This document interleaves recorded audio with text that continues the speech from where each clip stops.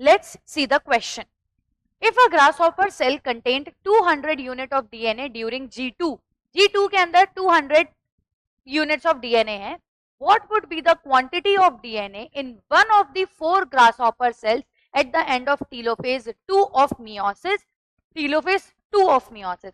जरा देखो यहाँ पे, let's suppose G1 के अंदर C क्वांटिटी ऑफ डीएनए है, तो जब सेल S फेज में जाती है और G2 में जाती है तो अमाउंट ऑफ डीएनए डबल हो जाता है, C से 2C हो जाएगा। फिर ये सेल मियोसिस 1 कर लेगी और जब इसका मियोसिस 1 कंप्लीट हो जाएगा तो ये अमाउंट ऑफ डीएनए 2C से वापस C पे आ जाएगा। और उसके बाद में जब ये मियोसिस 2 भी कंप्लीट कर लेगी तो C/2 डीएनए हो जाएगा।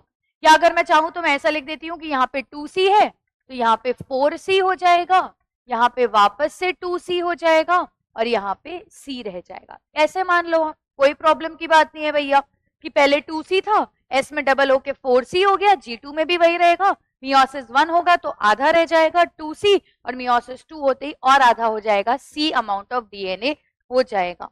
अब यहाँ पे इन्होंने बोला है 200 यूनिट्स मेरी मौजूद हैं G2 में, G2 के टाइम पे 200 यूनिट मौजूद।